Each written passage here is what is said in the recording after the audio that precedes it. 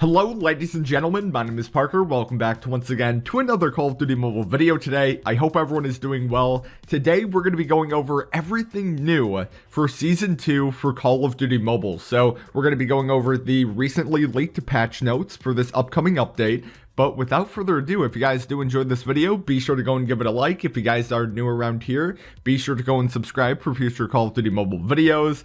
But we might as well go and get right into it here. So for this update, we can go and expect winter skin themes as well as more attractive rewards. So right off the bat, man, that sounds intriguing to me because I feel like when it came to Season 1, yes, they had a lot of interesting rewards that you can go and gain, but there wasn't anything substantial in my opinion, or a lot of the stuff that was featured in Season 1 was also featured in the preseason.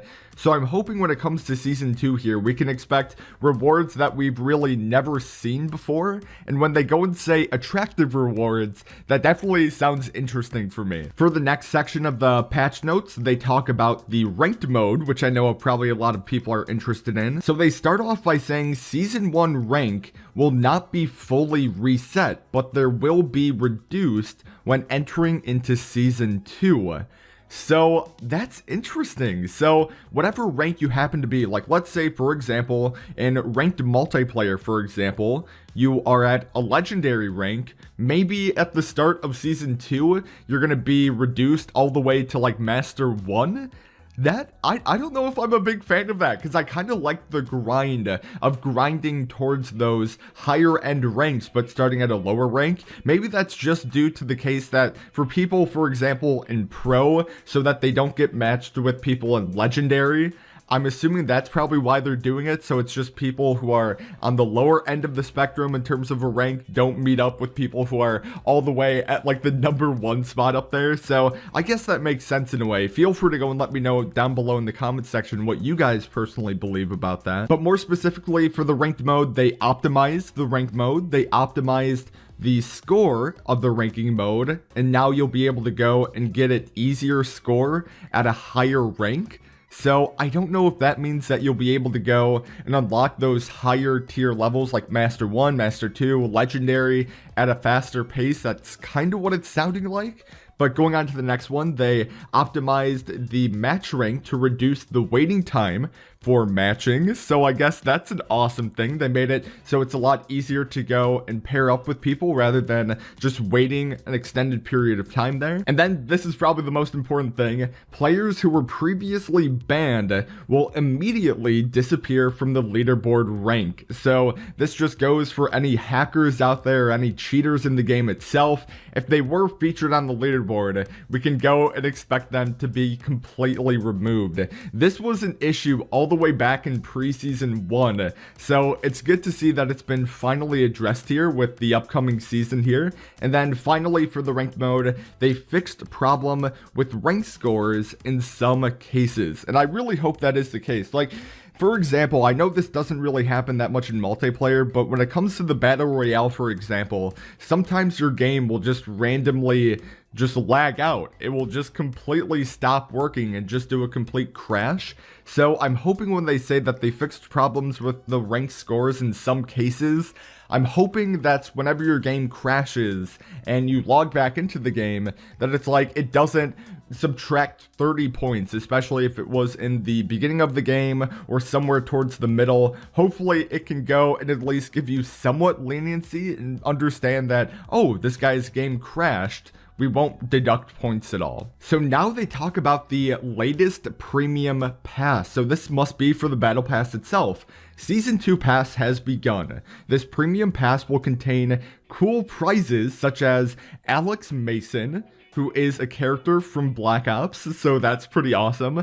There is a tier level 100 premium pass prize, which is the new lightweight compact CQB Modern Weapons series to help you win close combat. So you guys are seeing a picture of it on screen right now. The M4 CQB which is more of like an Arctic themed weapon in a way, which I guess is somewhat interesting there. Nothing really too crazy. They go and say that there are more than 100 types of items. The latest Mason series, Aurora Borealis, was first released. So just some interesting rewards. The two main highlights were just pretty much Alex Mason and then an M4 skin. So I don't know if that sounds entirely promising. I'm hoping they just blow it out of the water when it does come to the battle pass this time around, because I felt like, you know, the majority of the rewards that I felt you would gain that were actually cool, it came from just separate occasions, whether or not it was just buying items through crates.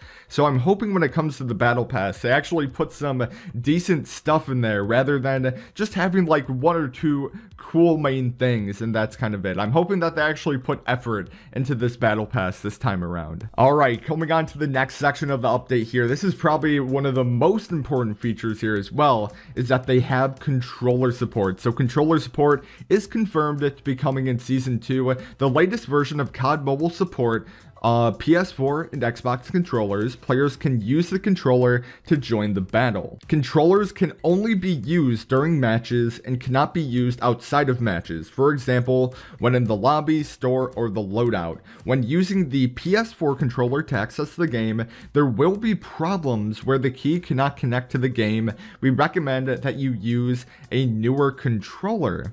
Oh, that's interesting. You would think that the PS4 is the newest controller out there, so I guess the way to go is just by using an Xbox controller if you're planning on hooking everything up correctly. So I will say this as well, if you guys are planning on knowing everything about controller support, I am planning on making a video day one when this update goes live. So be sure, if you guys have not already done so, to go and subscribe, turn on them notifications, but we might as well continue on here. Now they talk about the zombie mode. So the zombie mode will now be open. Zombie COD mode is present in the mobile games. And then there is classic zombie map, Shino Numa, and then a classic zombie gameplay.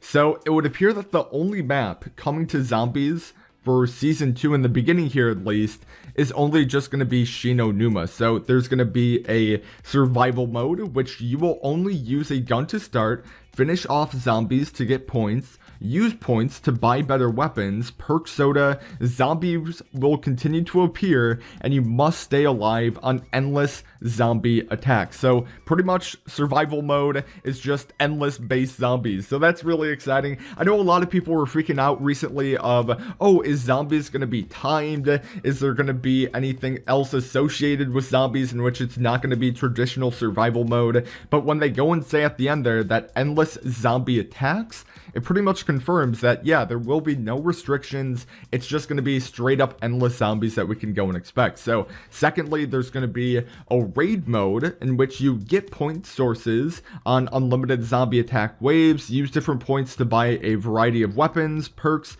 buff combinations, and challenge the last boss. So I don't know, it sounds like this is just going to be exactly like what we saw for the test server here. So, and especially with the final section here, which says a mysterious Easter egg, and they say there's an Easter egg that you can find in the zombie mode, and it is waiting for you. So just based off that alone, these things sound like just already things that we've seen for the test server itself, just minus the survival mode. But there was a mode that you could get into that replicated the survival mode, but it was more or less timed. Like, if you guys are interested, everything that I just mentioned here is actually featured on my YouTube channel. The survival mode, the raid mode, me doing the Easter egg, all uploads on my YouTube channel. So if that's something you guys want to go and watch, be sure to go and check out some of my previous videos in order to go and look at that stuff. And then finally, for concluding the whole zombie mode here, they talk about a prize settlement. So they say you will get a reward for completing zombie mode after successfully completing this mode. There are various interesting and cool prizes that you are ready to collect, such as characters, firearms, melee weapons, and many more. Holy smoke. So when I assume they talk about characters, that has to be Tank Dempsey, the character that has been teased ever since the official like Twitter post that they made in which they showed Tank Dempsey and Shino Numa. So dude, 100% that has to be it. And then they talk about firearms, melee weapons, and many more.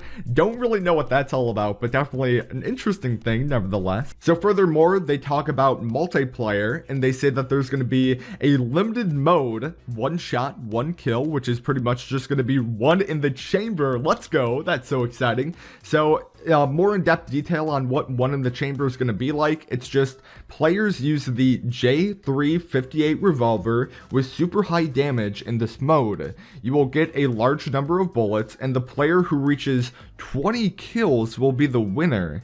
In this mode, the fairing mode on the J358 revolver will be the fairing mode of the sniper rifle. So I'm assuming they're talking about when they say fairing mode, does that mean just like the same damage as like a normal sniper rifle? Maybe? Because they talk about how the revolver will have super high damage in this mode. So it's not one in the chamber, it's just whoever reaches 20 kills first will pretty much go and be the winner here. I don't know if I'm a big fan of that, because I love to one in the chamber, but who knows, maybe this is just like a separate mode from one in the chamber here. And then the second mode that we can go and expect, and I know a lot of people are going to be excited about this, it's going to be prop hunt. So one of the most famous classic modes in Call of Duty, players will play as humans and objects. Humans' main mission is to find and destroy enemies in the form of objects, and enemies in the form of objects must hide to avoid fire. When all objects are destroyed, humans will win, and vice versa. So that is some really exciting stuff there, ladies and gentlemen. We can expect 2 new modes, one shot, one kill, and then a prop hunt. And then for the final part of the update here, they talk about optimization for both weapons, maps,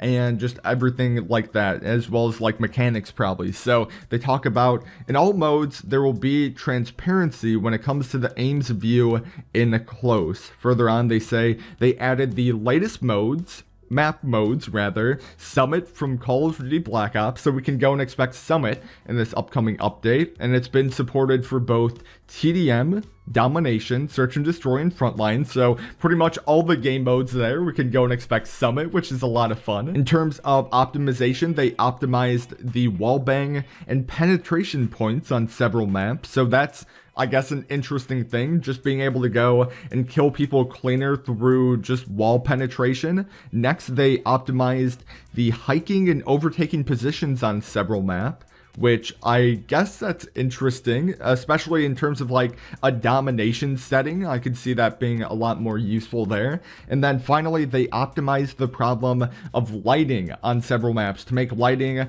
in some areas more natural. So I guess that's just pretty self-explanatory there. And now they talk about the controls themselves. So the ADS/hipfire progress will shoot during the transition. So that's something that I'm definitely interested in. You won't have this weird like ADSing going to hip firing. Just there's like this weird lag in which your gun won't shoot at all. So it's awesome that you will be able to go and shoot now. They added the functionality of the fixed virtual joystick, which can be adjusted in the setting. They added the right aim button, which is awesome. And then finally, the latest jump mechanic. Now the jump can be interrupted when you are sliding. Short jump periods or short slides will also affect the actual effect. Oh dang, I know that was like a big thing that a lot of the professional players would go and use to make it harder for people to go and shoot them. So I don't know if they nerfed that effect in a way, but I guess they probably did just based off that wording. And then going on to the final two for optimization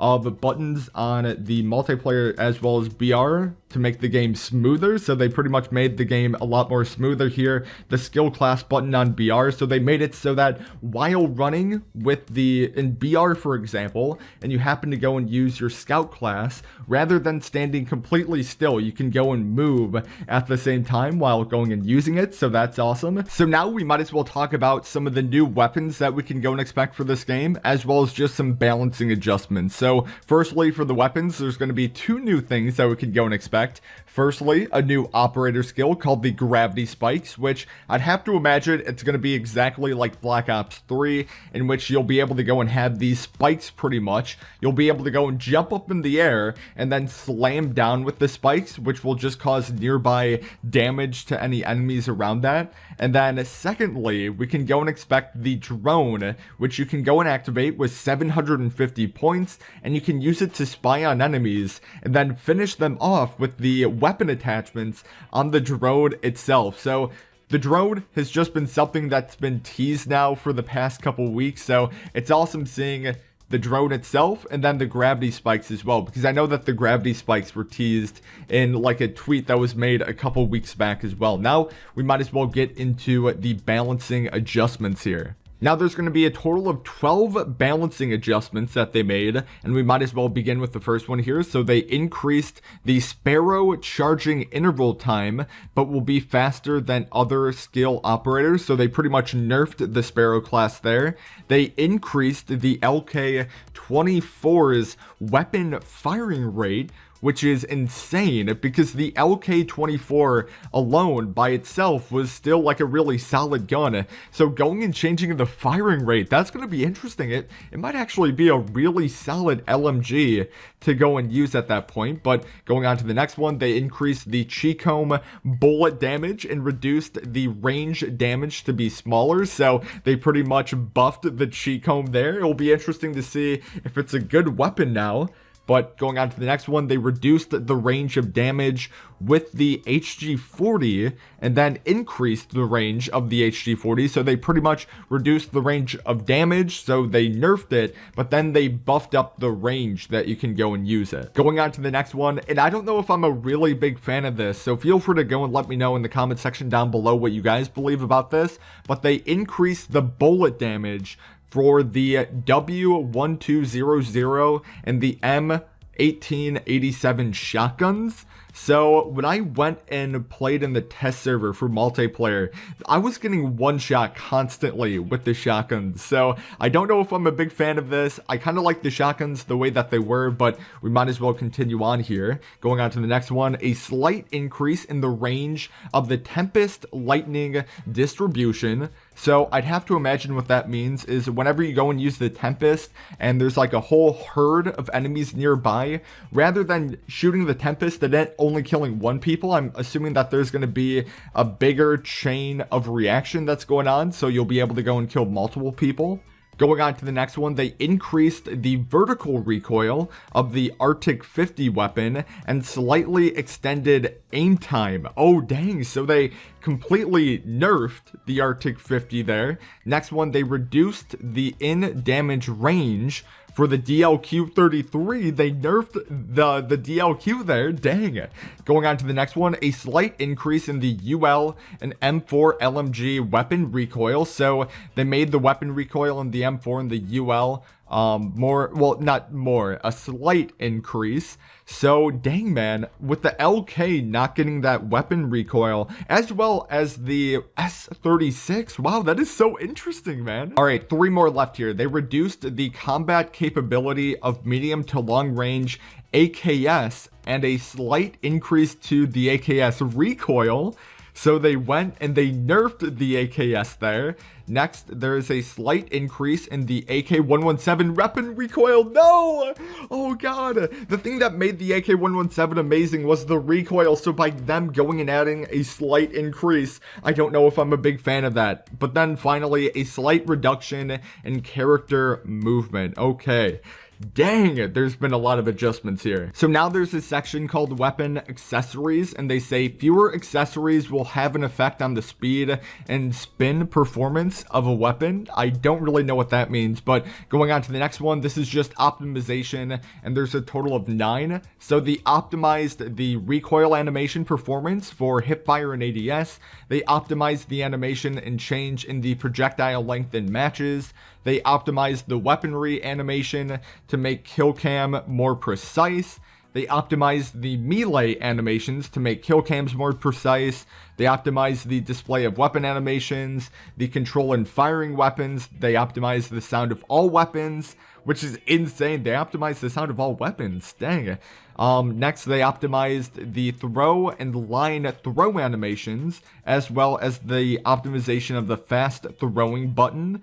And then finally, add a kill confirm sound effects. Dang. And that's going to be pretty much it for the multiplayer side of things. If you guys are interested in watching the Battle Royale side of things, be sure to go and subscribe with notifications on. I'm planning on making that video sometime in the next couple hours from now. But without further ado, ladies and gentlemen, thank you all so very much for enjoying this video today. I appreciate that. If you guys liked it, be sure to go and give it a like. If you guys are new around here, be sure to go and subscribe for future Call of Duty Mobile videos.